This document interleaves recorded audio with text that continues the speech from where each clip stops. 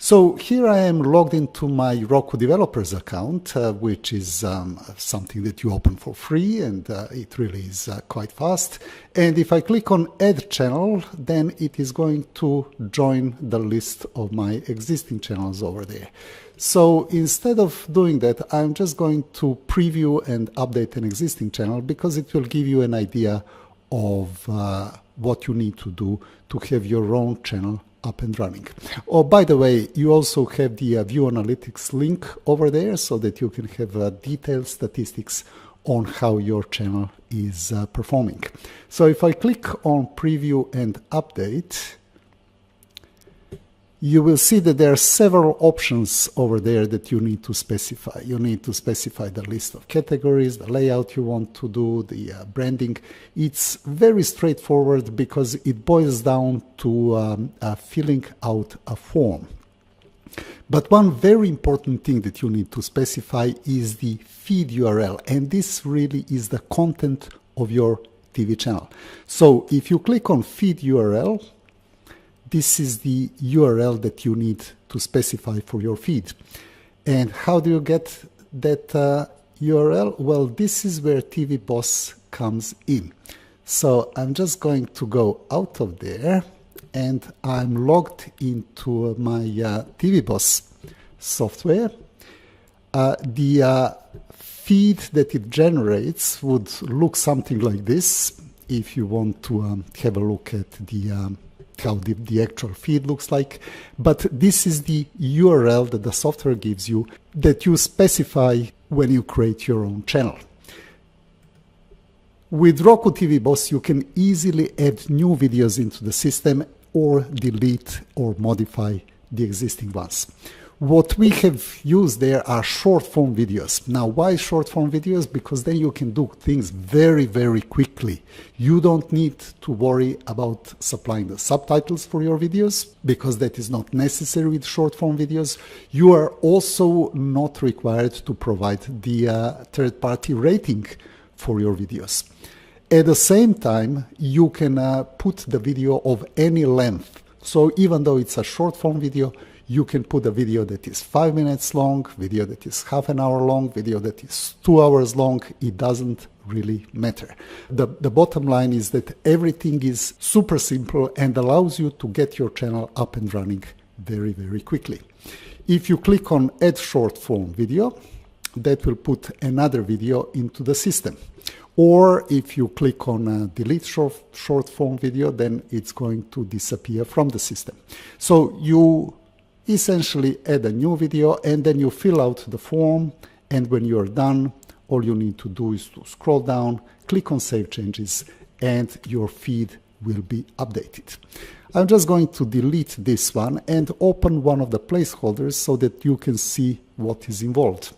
What you need to do is to specify things like video ID, the title, the short description of the video. We dispensed with a long description because people don't read them anyway, and this is also a much faster way to have your video published. Without specifying the long description, you only rely on the 200 characters to provide the description for your video. When it comes to the genre, it is worth making note that you can select more than one. So that means that each video can belong into more than one genre. Another important thing is that those tags that you specify for your video are used to generate the categories and to automatically put your video into the proper category. So you can have as many tags as you wish, which means that each video can potentially belong in multiple categories. It doesn't really need to be just one. The most important thing that you need to specify here is the URL to the streaming video. Where do you get that URL? Well, if you're using Vimeo for your videos, obtaining the URL to the video is quite easy. You would need to go into settings. So let's just do that. So I'm going to go into settings for that particular video. I'm going to click on distribution. And then when you upload the video, Vimeo automatically creates multiple versions of that video.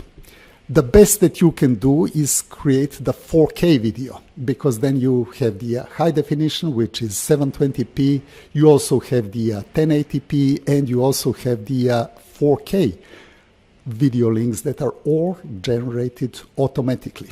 But for this example, I don't have the 1080p versions or the 4K version. All I have is the 720p version. So by clicking on copy link, that link goes onto the clipboard, and now I can simply insert that link here where the URL is, just by doing copy and paste.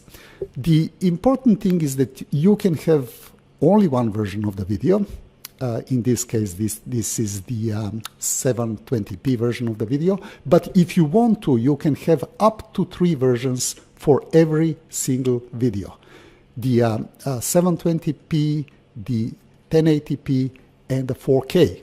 Now, if you supply all 3 versions of the video, then depending on the internet speed of your viewers and also on the hardware that they have in place, they will automatically pick up one of those 3 versions, the one that is optimal for the system that they're running, and they're going to see it. You don't have to specify all 3. All you need to specify is just one if you want to. And this is what we are doing in this particular example. So once you finish the form, you specify things like the release date, the duration in seconds of the video. You just scroll down, click on Save Changes, and your video will be up and running in no time.